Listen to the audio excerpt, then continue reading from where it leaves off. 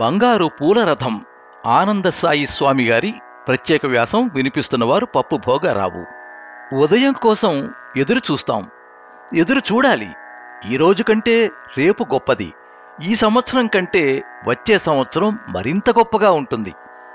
ఎదురు చూడటంలో నమ్మకం ఉంది, ఆశ ఉంది, మనోబలం ఉంది, శ్రద్ధ ఉంది, ఇష్టం ఉంది, అపారమైన ప్రేమ ఉంది, బతకాలన్న కోరిక మెండుగా ఉంది. వసంతం కోసం కోయిల, కోయిల కోసం వసంతం ఎదురు చూస్తాయి. ఎంతో కష్టపడి తాను పోగు చేసిన తేనెను మనిషికి అందించాలనే సంతోషంతో ఎదురు చూస్తుంది తేనెటీగ. ఆ సహజత్వంలో అపారమైన ప్రకృతి ప్రేమ ఉంది. కారణజన్ములను కన్న తల్లులు కూడా 9 నెలలు తమ గర్భంలో మోసి వారి రాక కోసం ఎదురు చూశారు. ఈ రోజు వెళ్ళిపోతుంది, రేపు చిరునవ్వులతో మన ముందు సాక్షాత్కరిస్తుంది. కొత్త ఆశలు రెక్కలు తొడుక్కుని వస్తాయి, కొత్త చిగుళ్లతో చెట్లు ముస్తాబవుతాయి. కొత్త సూర్యుడు బంగారు పూలరథం మీద వస్తాడు. భవిష్యత్తులో జరగబోయే అద్భుతాల కోసం అందరూ ఎదురు చూడాలి. రామాయణంలో గుహుడు ఎదురు చూశాడు, శబరి ఎదురు చూసింది, కౌసల్య ఎదురు చూసింది, దశరథుడు ఎదురు చూశాడు, అయోధ్య ఎదురు చూసింది శ్రీరాముడి జననం కోసం. కాలాన్ని దివ్యత్వంతో నింపుతారు, లోకాన్ని సంరక్షిస్తారు. మంచి మనుషుల కోసం, మంచి పనుల కోసం మంచివాళ్లు వస్తారు, గొప్పవాళ్లు వస్తారు. దుష్ట శిక్షణ, శిష్ట రక్షణ చేస్తారు. అవతారులకు అదే పని. నా వైపు దృష్టి పెట్టండి, నన్ను గుర్తుంచుకోండి, ప్రతి హృదయంలో నేను నివసిస్తూ ఉంటాను, మీరు ఎక్కడికో దూరం పోనవసరం లేదు. నేను సనాతనుడిని, నిత్య నూతనుడిని, పాత కొత్తలో నేనే అని చెప్పాడు భగవద్గీత బోధలో శ్రీకృష్ణుడు.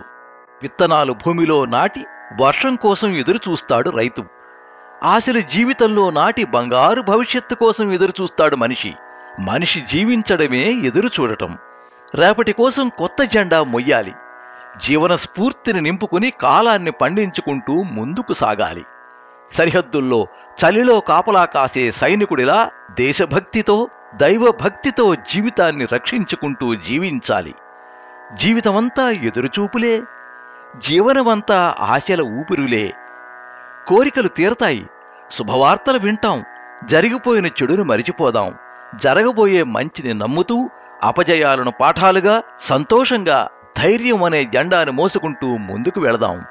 తీరం చేరడానికి నావ ఎంతో దూరం ప్రయాణం చెయ్యాలి. ఆటుపోట్లకు ఎదురు ఈదుతూ ముందుకు పోవాలి. పట్టు విడవకూడదు. పడినా 100 సార్లైనా పైకి లేవాలి. రేపటి విజయానికి ఈ రోజును ముస్తాబు చేసుకోవాలి. గొంగళి పురుగు సీతాకోక చిలుకగా మారడానికి పరిణామం తప్పదు. అదే దాని జీవన పరిపూర్ణత. త్యాగరాజు ఇంటికి శ్రీరాముడు నడిచి వచ్చినట్లు విజయం కోటి చేతులతో నూతన భవిష్యత్తును మన ముందుకు తెచ్చి ఆవిష్కరిస్తుంది. అందరూ శుభాకాంక్షలు చెప్పుకోండి, బాధ్యతలు మరిచిపోకండి. ఆనందపు వెల్లువలో జీవన విలువలు విస్మరించవద్దు. బతుకు శిఖరం చేరాలంటే జీవితాన్ని గౌరవించాలి. పాత పనులైన కొత్త భావాలతో చాకచక్యంగా వ్యవహరించి చక్కబెట్టుకోవాలి. సత్యమేవ జయతే. మీరింతవరకు బంగారు పూల రథం ఆనందసాయి స్వామి గారి ప్రత్యేక వ్యాసం విన్నారు. వినిపించిన వారు పప్పు భోగారావు.